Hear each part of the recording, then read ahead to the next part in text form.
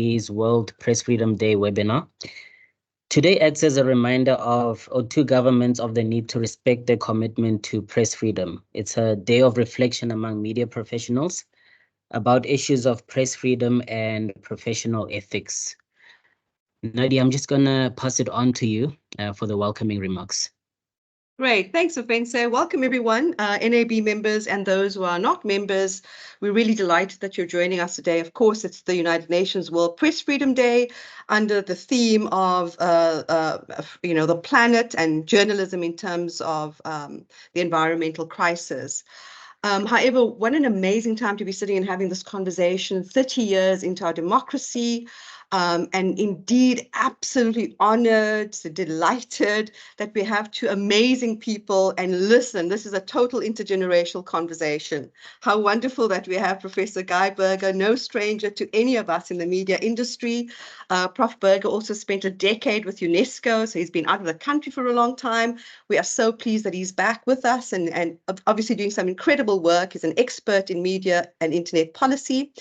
And joining us also, wow, can you believe it? This is amazing, Thabile. We are just so impressed that you could make time for us in your crazy busy schedule, but the CEO and co-founder of Newzroom Afrika. For those of us who are as old as I am, if we think back 30 years ago, who would have dreamt that Thabile would be sitting here today running this channel of news as a young Black woman in South Africa? I think we have so much to celebrate, so much to really commend and acknowledge. I think the challenges, and to the point that Ofense raised earlier around where we sit in South Africa in terms of journalism, in terms of ethics and credibility, I'm sure some of the issues that our two incredible speakers today will address. This is an open, informal conversation. It is really a conversation. What the NAB tries to do is to spark interest, to renew our commitment in the incredible media space that we work in. And I think it's very fitting today to remind ourselves that we do have the press code, and we also have the ICASA and the BCCSA codes of conduct. And we come from an environment that has an enabling legislation for media freedom. And I think we have a lot to celebrate in terms of our constitutional protections thereof. I'm sure you'll all go onto YouTube a little later and you'll see the United Nations Secretary General Antonio Guterres' presentation, or rather his few remarks around the World Press Freedom Day. And of course, our thoughts are always with journalists on the front line, especially those right now in Gaza and those young student journalists across the way in America standing up for justice as well. But today's focus is really much on us in South Africa. So much that we've achieved, so much more that we have to achieve. We know that. We know that journalism will always be under threat. We also know that in this crazy world of the digital online space, we're dealing with things such as misinformation, disinformation, and that awful term that I cannot bear, which is called fake news. It cannot be news if it's fake. But these are kinds of, the lexicon. This is what's happened over the decades. So much to discuss, so much to engage in. I'm going to step away. Ofense is going to run this, but a really huge warm welcome. Please engage with us if you want to know more about the NAB. Obviously, you can check our website, reach out to us, and a warm welcome. And I'll hand over to you. Thanks, Ofense. Thank you so much, Nadia. Once again, good morning, everybody, and welcome. Thank you for joining us. Thank you also to our speakers for making time to commemorate this important day with us. In this digital age we're now in, there are new challenges facing journalism. These include misinformation, disinformation, and the dominance of multinational tech companies in news aggregation. So to shed light on how these factors impact press freedom, like Nadia mentioned, we're delighted to be joined by Thabile Ngwato, the CEO and co-founder of Newzroom Afrika, and Professor Guy Berger, who's an independent researcher and consultant in media and internet policy. Now, this webinar comes at a very special time. Just last week, we marked 30 years of democracy in South Africa. And just yesterday, Newzroom Afrika was celebrating 5 years of being on air. So congratulations to Thabile and her team for reaching that important milestone. And with that, Thabile, I'm just going to pass it on to you for the opening remarks. Thank you so much, Ofense and Nadia, for the invite and also the congratulations for our 5th year celebrations. We are very excited to be going into the next chapter, which is the next 5 years of our business. I'd like to thank the National Association of Broadcasters for inviting me to speak this morning. It's particularly an interesting time in the news broadcasting landscape, and there's no better topic actually than the one we're discussing today in this historic year in our country specifically, while simultaneously celebrating World Press Freedom Day. Now, with the upcoming elections in South Africa, the subject of digital news aggregators significantly impacting traditional media takes on an interesting twist. I'll be highlighting some of those impacts and essentially narrowing down on how these aggregators have also influenced us as broadcast media practitioners. The first and perhaps most obvious point is that of competition. Now, in an environment where everyone is essentially fighting for the biggest piece of the pie, it's not enough to only look at other traditional news broadcasters as competition. We now live in an attention economy, which means anyone who can create content is in essence capable of becoming a news platform of some sort. X, formerly known as Twitter, has proven that whether or not news is true, it would still make it onto the mainstream if it catches enough traction. Now, adjusting in our space has therefore become more critical than ever. Staying relevant while remaining true to our essence has never been tested more than it has in this moment. We've also actually seen a change in the way that audiences consume news. Depending on the type of content, of course, many people prefer it in bite-sized chunks. At Newzroom Africa specifically, we developed what we call the Daily Wrap, which is a social media specific roundup of the news of the day. Now, this wrap is no longer than 90 seconds, and it's been created in an effort to adapt towards what the current landscape is hungry for. This by no means is an indication of losing focus on the main goal, which for us at Newzroom Africa will always remain producing and broadcasting news on the linear platform.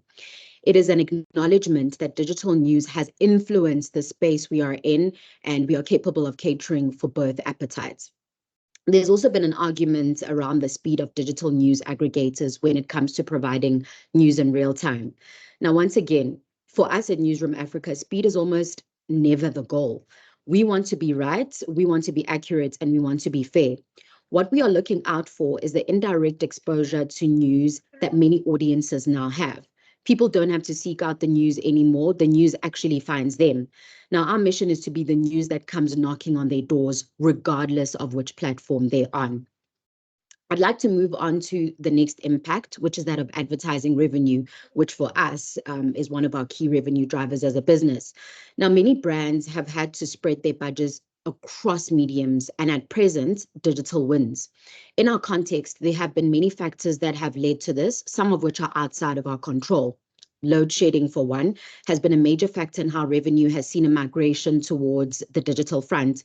This poses a major challenge that we need to deeply interrogate and find innovative ways to combat. One thing that does stand us in good stead, though, is the credibility of traditional news broadcasters. As I mentioned previously, our biggest concern at Newzroom Africa is being right before we are first. Our fact-checking processes are a critical portion of the work we do, alongside maintaining world-class journalistic standards. Now, I believe this gives us the edge over certain aggregators because one would still need to sift through the validity of these spaces. The next impact I'd like to focus on is that of the patterns of content consumption that users enjoy. In the way that you want to watch it speaks to an audience that has all of the control. Now, this means we need to find ways to make sure that those we create content for feel as though they have some level of control. The strategy behind the programming of news content on traditional channels then comes to the fore.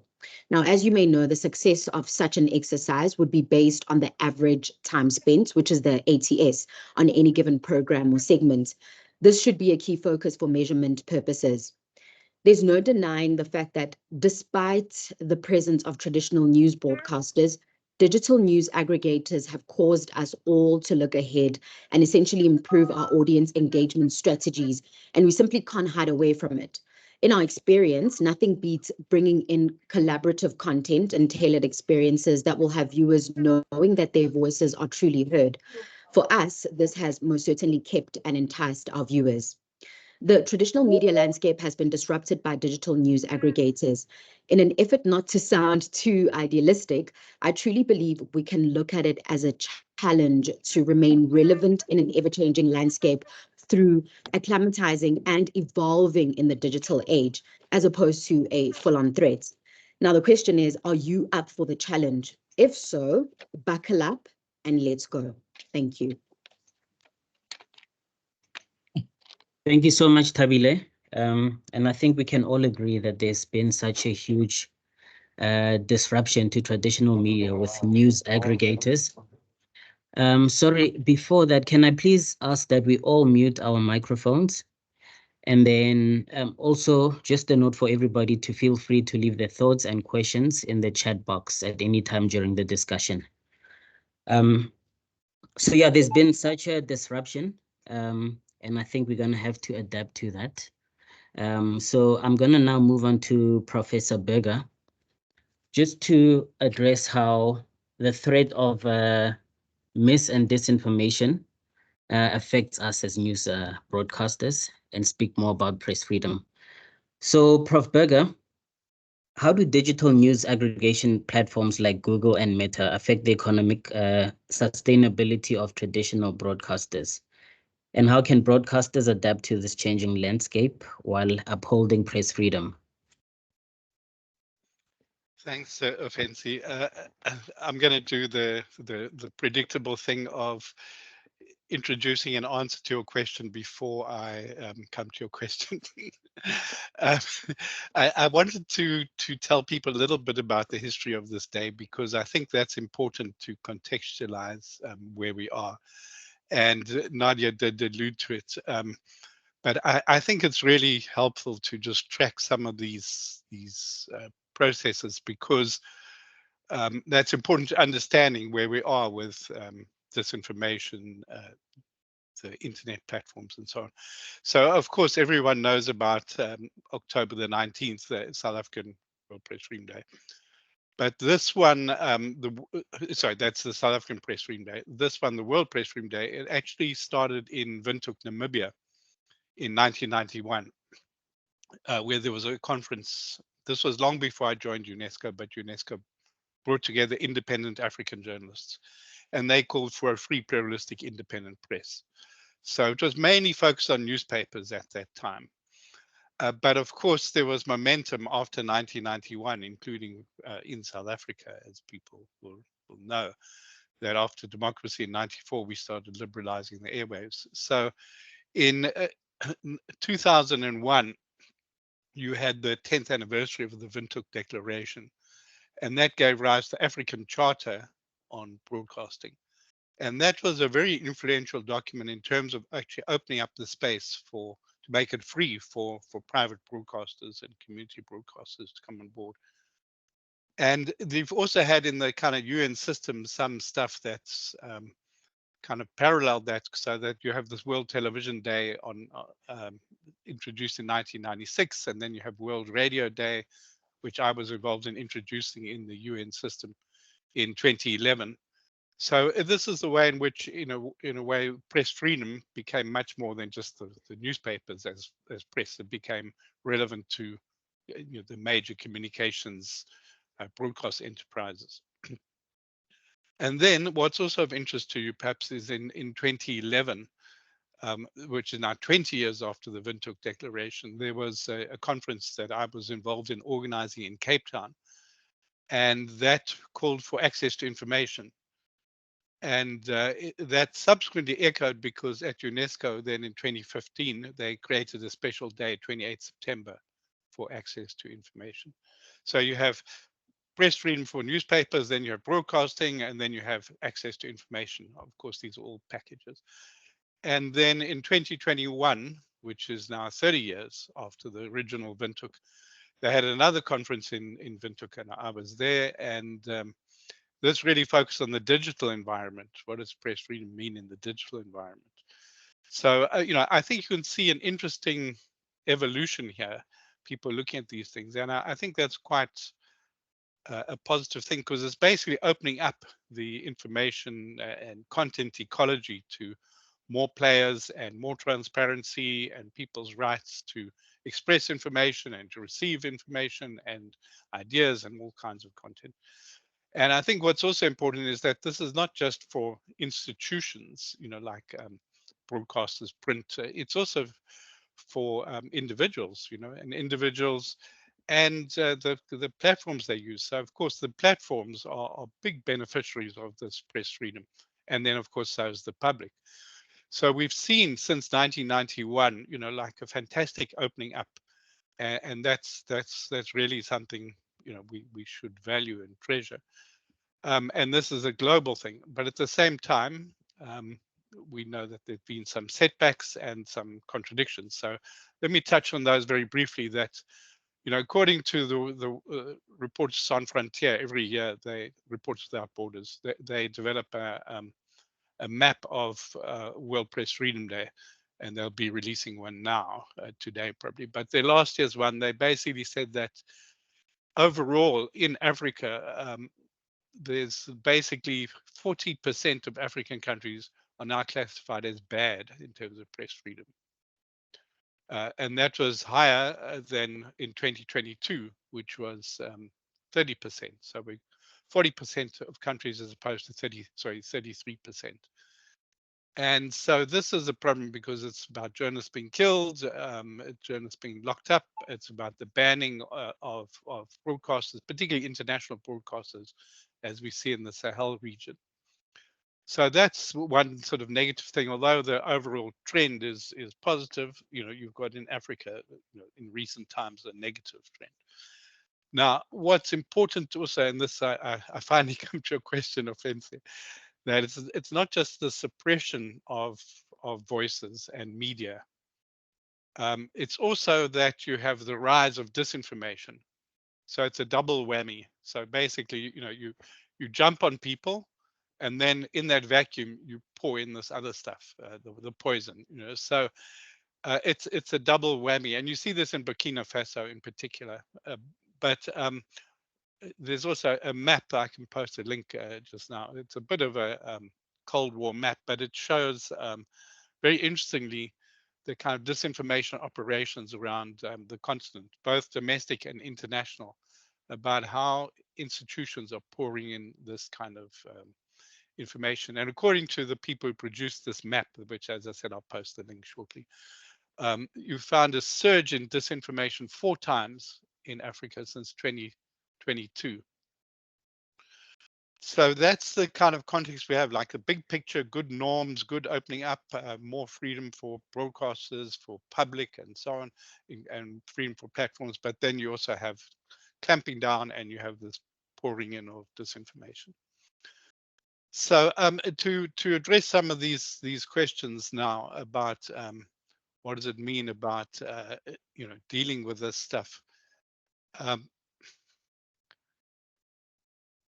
Well, in the preparation for this thing, Offensive, you sent me 4 questions, and one of which is touching very much on this issue of journalistic integrity with disinformation, misinformation, and the other ones are about the economic side, which of course we just heard about both the supply side and the demand side, how the change are affecting there. So let me start something with the economic side, because I think that's also probably of interest to NAB management in particular.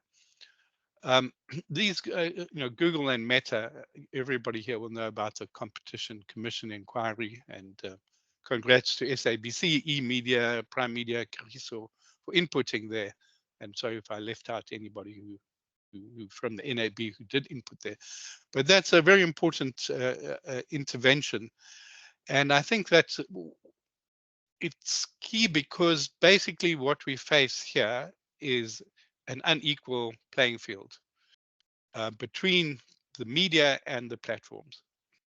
And it's unequal because, of course, media have got a lot of obligations for local content, for legal liability and so on. And of course, the platforms don't have the same degree at all. So they don't have to invest in quality. They don't have to invest in content control. They don't have to invest in lawyers to the same extent that that media have. And that's unfair competition. And then we've also got the challenge that, it was mentioned now by Thabile, the issue of attention, markets for attention. So in these platforms, the algorithms are really stacked against media to try and get attention. They actually favor non-media content. And this is because in several ways, obviously, media have some standards. Media are not just there for clickbait or sensationalist nonsense. But also the algorithms work so that if you put a link in social media, almost all social media will discriminate against you in terms of your priority in the content feed. Why is this? Because, of course, what they want is for the users to stay on their particular platform. They don't want people to click and go out. So you're up against that to start with. And then if you have news, well, we know that Meta is now demoting news. And we also know that news is not always so catchy, even though it is so important. So they basically demote the news. So you're trying to play in those spaces, but you're playing in a playing field that's stacked against you. And then was also mentioned about the advertising markets. And the advertising markets, and this is something I said at the Competition Commission, it's not that it's a fair playing field here, because the digital advertising markets are mainly controlled by the platforms, particularly Google. And so they have a conflict of interest because they basically control the market, and then they also place content on their own properties. And in fact, you can see this now, what's happening in their services. So if you look at Google search, first of all, you get in Google search, you get the results that just give you answers. So in other words, it's not driving traffic to outside of the Google platform. And then after that, they give you YouTube, which happens to be owned by Google. And then down, you go, maybe you'll get some links to an external group where you want to get the information. And so advertising then is also, basically the longer you're on Google as a search engine, the more advertising Google's going to be able to show you at the time, and the more data they collect. Which brings me to the last issue, which is the data markets. And, really, I think kudos to these internet companies, because they really recognized how important data is for all this. This is the way they can actually commandeer a lot of advertising and commandeer attention, because they really exploit data, in fact, over abuse data. And what's also significant, and I'd really like to emphasize this point, because this is something I didn't hear at the Competition Commission, but I came across it quite recently. Basically, metrics. As you all know, advertising follows metrics. So what are the metrics? And what you find is that these platforms, they each have their own system of metrics, and it's usually fairly opaque. Whereas in media, you've got much more transparent metrics, because you've got industry associations developing RAMs and TAMs and online measurements and so on. But what I found recently is that in Europe, they've just introduced a Media Freedom Act. And there they make a big pitch on this question, that essentially there must be legal action to compel transparency in platform metrics. How are platforms measuring their traffic and their engagement? And that this, according to the European Media Freedom Act, this will create much more of an even playing field, because then the mass media, the broadcasters. Hello, you still with me? I just had a. Still with you, Prof. So, okay, great. Sorry, my screen just went off. So anyway, the European Media Freedom Act is saying you've got to open up this opacity in the social media platforms, because how on earth can media compete fairly when media metrics are open, but the platform metrics aren't open? So of course, marketers are then, also working in the dark. And there's a whole lot of claims and fraud that goes on in online advertising, as you know. So this is a very important thing on the question of the sustainability of the media services industries. The one thing I just want to mention there is that, of course, the Competition Commission may come up with some things. We don't know exactly what they come up with. We hope that the platforms may follow whatever they come up with, except that we see that they are resisting, even in bigger markets like Canada and Australia, following the Competition Commission regulations there. So that's a real problem. But this is something that's got to be pushed for, because it should not be that a company can apply some standards in its home market or in the European Union and then apply very unfair standards and practices outside of those jurisdictions. At the same time, if we do get some regulatory intervention about the platforms in South Africa, we've got to be very careful, especially, and I say this on World Press Freedom Day, got to be very careful that this doesn't lead to capture of content by the regulators.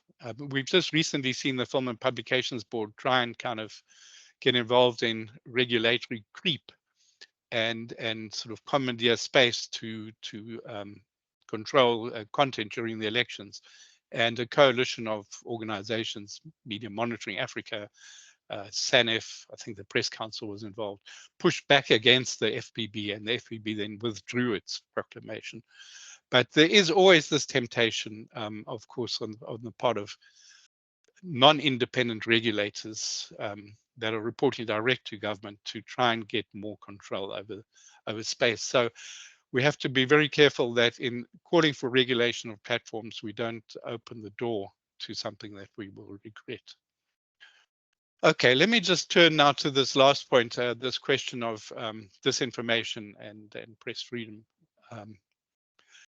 because that was what I was asked to address as well. So here, I think that we find that there are two things, and I don't have to really give you a big distinction, a big lecture on the distinction between disinformation and misinformation. But misinformation is kind of unintentional. It's people just distributing stuff. So to give you an obvious example, recently I got a WhatsApp message and it said, hey, do you know if you're a pensioner, you can vote the day before election day. You just have to send your SMS to this number, and then you'll get it. You get a dispensation to go and vote. You don't have to wait in queues on election day. So people who sent this weren't necessarily maliciously intended. But I don't know who started this thing, because maybe, if a pensioner does, it's not true, this basic thing. Basically, if a pensioner goes there the day before and they've got no special reason for a special vote beyond the fact that they're over 65, they may think, well, I came, I tried, I'm not going to come back tomorrow. So maybe it's a way of discouraging people to vote. I don't know the original thing, but certainly people who sent this along the chain in WhatsApp were thinking, oh, well, this is nice for old people, because we'll just sort of help them out by sharing this information. So what can start as disinformation can easily become misinformation. And the point is then that this obviously gets a lot of traction. And what do broadcasters do about this? It's quite complex, because I think obviously you need to be on top of what's trending, these kind of things, and then respond as quickly as you can, but also to proactively debunk. So to think about what else is going to be coming up that's going to be wrong about the elections, and to sort of put it out in advance so that the sting is removed when the stuff starts going viral to some extent. And I think it's really important to, of course, be super clear about what audio, what images, and what synthetic video you may use or you may receive from your audience, because a lot of this stuff will not be authentic. It will be manufactured with generative AI or other techniques. And that puts a super onus on you. So it's not just covering the elections, it's also covering disinformation, responding to the disinformation, and then checking that you're not going to be manipulated and lose your credibility by perpetuating some of this disinformation.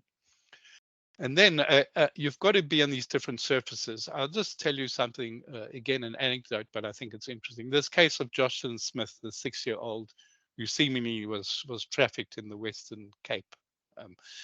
So I went on TikTok at the time, and man, this thing was just pumping with stories about Jocelyn Smith, and a lot of the politicians jumping on the bandwagon there and going there, speaking to her family, saying they've got people out looking for the girl and whatnot. And a lot of rumor saying that, you know, her body's been found in a shallow grave, and basically nonsense. And I couldn't get, at least in my feed on TikTok, I didn't get any news media feed saying, look, this is the story, or this is what we don't know, and don't, you know, believe stuff that's just hearsay. And when the, you know, and this is the politicians jumping on this bandwagon. So I think it's important that somehow, you know, the game gets upped as to where audiences are, and that there's a deliberate engagement with the kind of stuff that's there to show the value, because otherwise people don't know the value of credible media. And finally, I think to use a truth, what's called truth sandwich. In other words, you don't say this is the nonsense and then you give the truth. You start with the truth and then you give the nonsense, then you put the truth again, because that's what people remember. They remember the beginning and the end of a story, not the middle. So if you start with the disinformation or misinformation and then you give the truth, you actually are perpetuating that problem. So I think it's important that broadcasters at this time of our very historical election, 30 years, as people said, I think is that content to remind your staff and your audiences that you have a code of conduct, and that people can hold you accountable, and be careful about stimulating any copycat violence if you're covering violence in the election. And lastly, it's important that somehow broadcasters help to counter apathy in these elections. Now, for a lot of people, including myself, I'm not very impressed with any of these parties. So I'm going to hold my nose and go and vote, which is not ideal at all. I guess I should have formed my own political party if I didn't like the existing ones. I don't believe many of them. But I think it's important somehow to find ways for broadcasters to say to people, look, this is something that was fought for over centuries at huge cost. And much as we may not be inspired, we do need to use our vote. And whether it's tactical voting or whether it's principle voting, we have to get out there and make our mark. So with that long set of remarks, let me pass back to you, Ofensi. Thank you so much.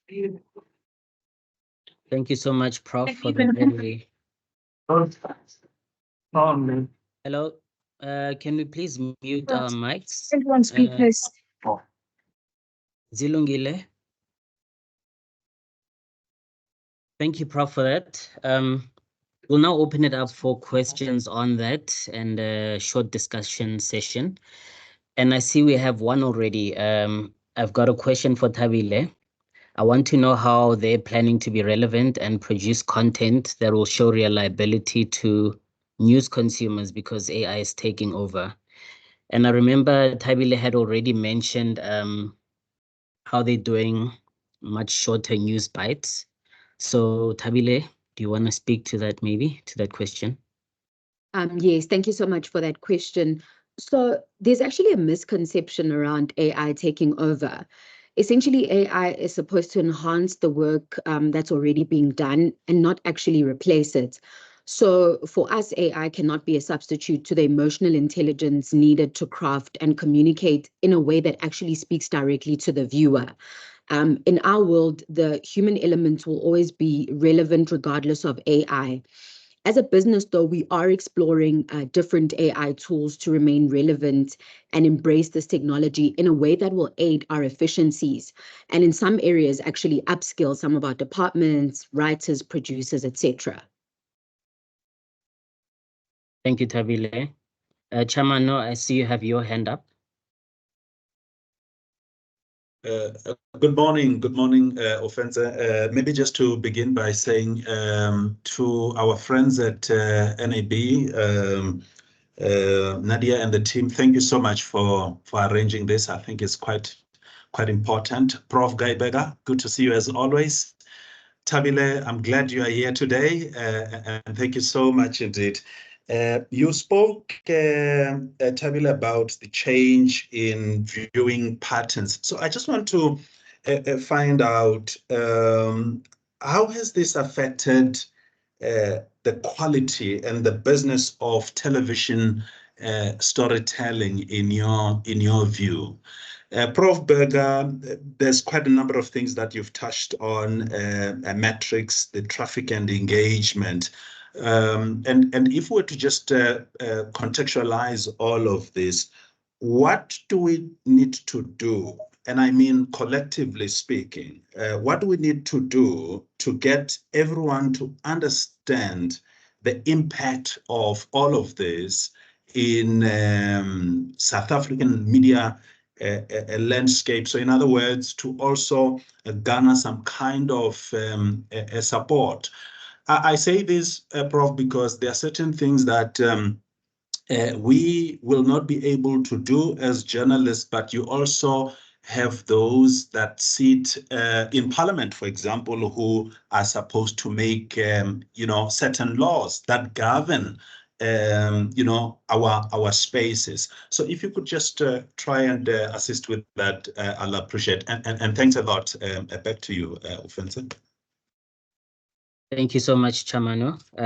I'll let Thabile go first, and then Prof can follow. Thanks again for that question. So I think in my opening remarks, I mentioned something called the average time spent, and this is our ATS, and that's the amount of time that audiences spend on news platforms. What we've seen over the past sort of 3 years in particular is that that time has decreased to a certain extent. And the reason for that is that you still could have the same amount of viewers, but viewers are not spending as much time sitting for an entire hour or 2 or 3, depending on the news block, watching a full program. This is why we've created content across the board, even on digital platforms, to ensure that we're catching our viewers at any given time. The whole purpose, though, of using the short form content, though, is to chain the viewer back to the linear platform for the in-depth discussions, for the analysis, because ultimately we're trying to get eyeballs onto our linear platform. So for us, we've actually taken this as an opportunity to be able to diversify and have essentially a multi-screen experience for our viewers. Thank you, Thabile. Prof?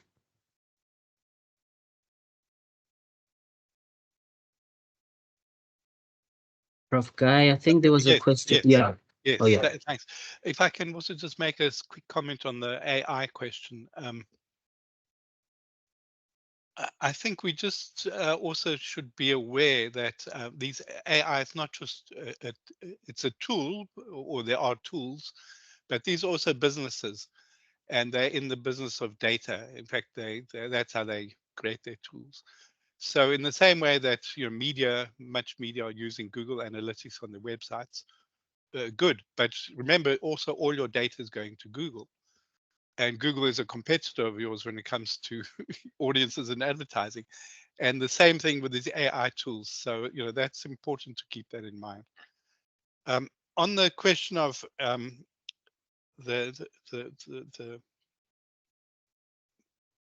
well, first, I just want to mention that metrics thing. I don't know if the NAB actually took up, and forgive me if I missed it, but took up with the Competition Commission this question of metrics and transparency in social media metrics measurement. But I do think it's not too late. If NAB thought this was something that could be useful, it's something you could raise, because it's one thing to have the a measure like I can't remember what Thabile called it, time on site, I think.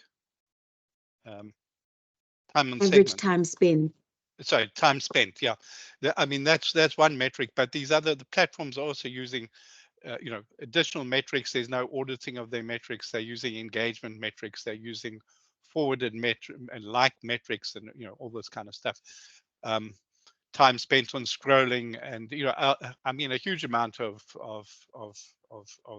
data goes into their their pitch for advertising, which is of course all automated. But I think, good, Nadia says she raised this question, so congratulations on that. I hope the Competition Commission hears about that and follows and gets some transparency, because they may not go so far as to say that the platforms must give money to South African media, but they might at least say that there should be a fair playing field. On the question of getting the rest of the society aware of these issues, well, you're the people who have the ear and the eye of the public. So this is something key that you can do. But on Parliament, I must express a grave disappointment here that Shamano knows about, that SANEF actually asked all the platforms to share with SANEF what they were planning to do with the elections to contribute to election integrity. Went to all the platforms and said, these are the threats that we can foresee: threats against journalists, threats against IEC officials, incitement to violence, hatred, and so on. This is what we can predict, and this is what we think could be done, and join us to discuss how we can mitigate these threats. And none of the platforms responded properly. So Google agreed to a meeting, and then nothing came out of the meeting. Meta said they would respond. They never responded. TikTok never responded at all, not even. But also Parliament was approached, the Parliamentary Committee. 3 reminders, no response. This is the South African editors, and the Parliament didn't respond, the Select Committee on Portfolio. So we have a lot of work to do to, I think, re-establish the credibility and influence of media and editors in the South African society, so that people, politicians feel they need to be responsive.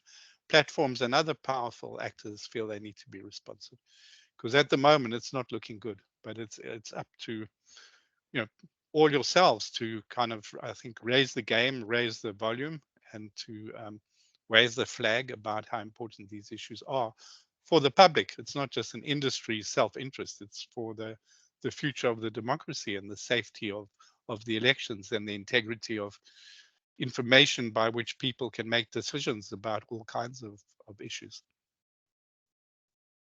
Thank you, Prof. I'm not now going to go to Sfiso, but before that, I'm just going to read another question to you, Prof, to think about in the meantime, from Robin. He says, kindly comment on the risky notion of self-censorship. But yeah, in the meantime, I'm going to go ahead and ask Sfiso to ask his question. Good morning, colleagues. Thank you so much, Offense. Thank you so much also for organizing this wonderful seminar. To our 2 panelists, Prof. Berger and Thabile, thank you so much for the presentations. And I think Prof will remember that my question raised to a conversation that we've had at the recent journalism summit held at Rhodes. So the conversations that we're having, they're very interesting, but I'm just wondering also about this question on the business side of the media and the sustainability of the media as an industry, given the rapid changes that we are seeing in terms of making it a viable industry. What is your thinking around the business side of the media and its sustainability? What plans are there? Because it seems to be one aspect that is somewhat threatened. So yeah, thank you so much for that. Thank you, Sfiso. Prof?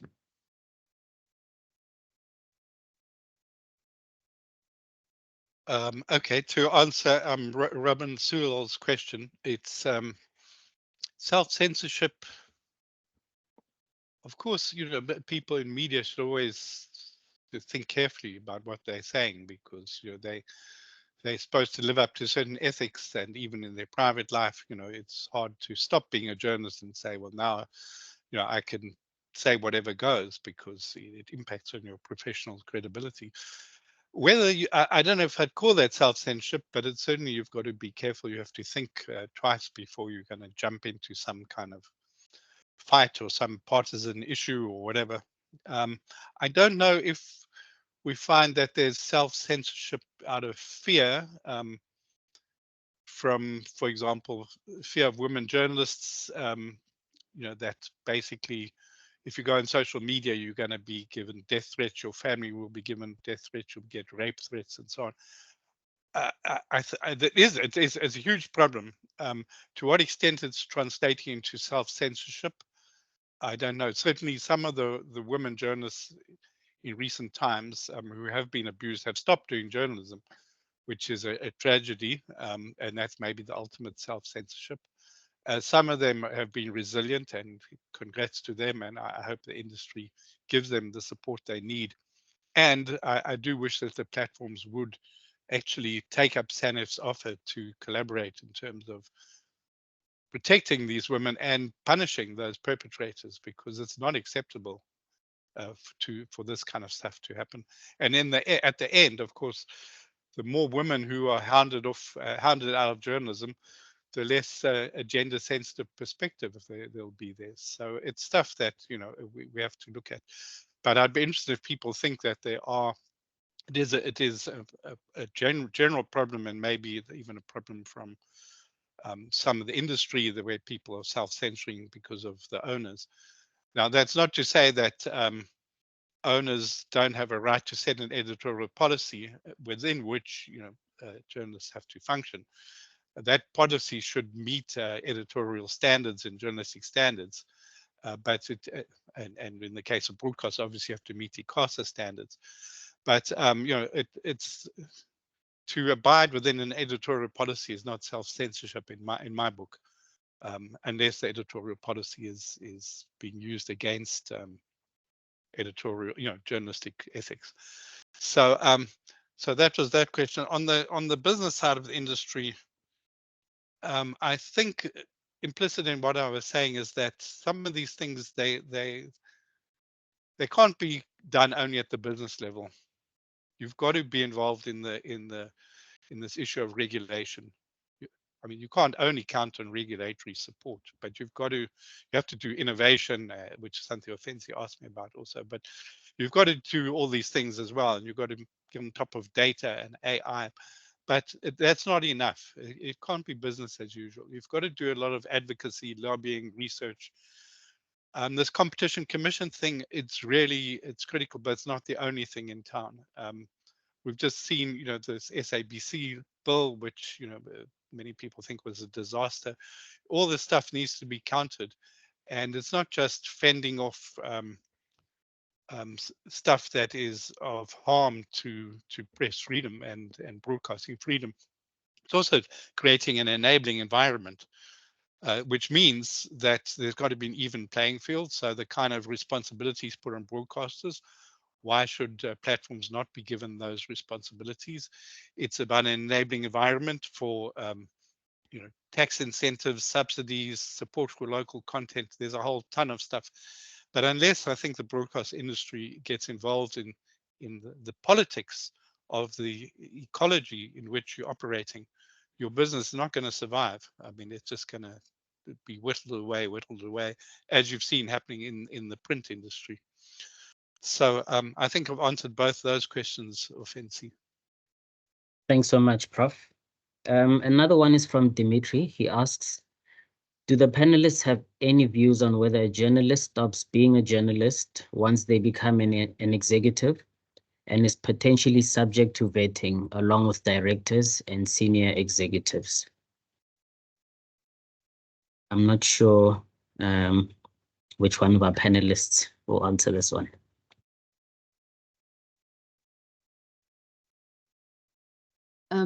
This is a very interesting question. I think the Prof will also want to take a bite at it. But on my end, I mean, I'll speak as the CEO of my business, so as the most senior executive in my business.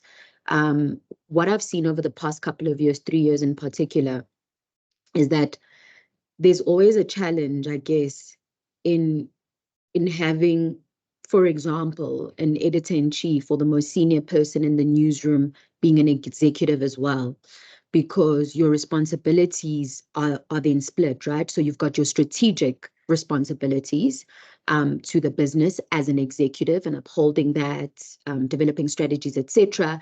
And then you also have your actual editorial functions, which is the core of what any newsroom does. And so on my end, how I've dealt with this challenge is that I've actually had to look at our structure and say, is it working for us? And what we've gone and done is that we have now made the editor-in-chief position a non-executive position. So it essentially becomes part of the management committee so that it reports to an executive, and it makes it easier for that editor-in-chief to be on the ground and focus on the editorial imperatives of the business without concerning themselves with sales and marketing, etc. So for me, that's how I've dealt with that. As for the question in particular, of course, it's directed at another broadcaster, so I can't speak for them and their reasons behind that, but I think it's a bigger challenge there because it is the public broadcaster, and naturally the states would have some involvement there. So I can't speak for that, but I can speak on how we've sort of looked at ways to deal with that, ensuring that there's independence essentially between our commercial imperatives, which the executive would then take care of, versus our editorial independence. Thank you so much for that, Thabile. I'm not sure if Prof. Berger wants to take a stab at that, but I think it should answer that question. I'm happy to jump in a bit here. I think that was an excellent response from Thabile, really, in a nutshell, about these conflicts of interest, and I can speak personally because I've had that conflict of being an editor and a general manager in a media institution. It's a terrible place to be, and it means it's very hard to do justice to your job on the editorial side. But this particular case, which of course refers to SABC, I mean, I think that we have to be extremely careful about over-securitization in principle, but also we've seen the abuse of security in the entire history of this country. And the fact that even with a public broadcaster, you should have somebody whose primary responsibility is supposed to be editorial, being subject to security checks, to me is extremely problematic. I just think it damages the credibility of the institution, puts the person in a difficult position, as we can see. And I don't know what the agenda is here, if it's just bureaucratic kind of blundering and pushing, or whether there's actually something to try and say, okay, well, we need to see some change in leadership here, and this is one way to get that change in leadership, which I think would be terrible for SABC if that was the case. Leave aside the particular individual. So yeah, that's my take on that particular one. We really, South Africa, we've had too much securitization in our history. Thank you so much, Prof. and Thabile, for answering that question. I'm gonna do one last question, and then I think we'll be done. Sorry, I just wanna read it. It's from Ellen Finley. Thabile, are you able to give a sense of how much advertising revenue is being lost to social media sites? Just a rough percentage. That's from Ellen. Thank you for that question, Alan. I don't necessarily have a percentage at the moment, but I'll speak for our platforms in particular, because we have a news channel, that's Newzroom Afrika, but we also have a general entertainment business where we have a movie channel, Movie Room, as well as a kids channel, Playroom, all on the DSTV platform. What we've experienced is that we haven't necessarily seen a decline in our linear advertising. However, what our clients, and these are our advertisers, are requesting now is a more diverse spread of the advertising, the advertising that they have. So they'll say, how much of it how much content or how much advertising can you put on your social media platforms? So that's what we've seen. There's a split there because they are trying to catch whatever demographics they're trying to attract across platforms. So they basically have a single kitty, and they're saying, how can you spread this kitty across your linear platform and any digital platforms that you have? So that's what we've experienced, and we've had to find innovative ways actually on digital platforms to still be able to service our advertising clients essentially. Thank you so much, Thabile. And I think we've come to the end, right in the nick of time. So a big thank you to you, Thabile, for joining us, as well as to you, Prof. Guy Berger. I think this was a very insightful session. We covered a lot in this 1 hour. And yeah, please let us all stay in touch. Thank you also to everybody who joined and for your inputs today. Feel free to visit the NAB website. You can also find us on LinkedIn and Twitter. And happy Press Freedom Day to everybody. Thank you. Thank you so much for the invite. Thank you. Thank you. Bye, everyone. Bye, everyone. Thank you. Bye. Thank you, colleagues. Bye-bye. Bye, everybody.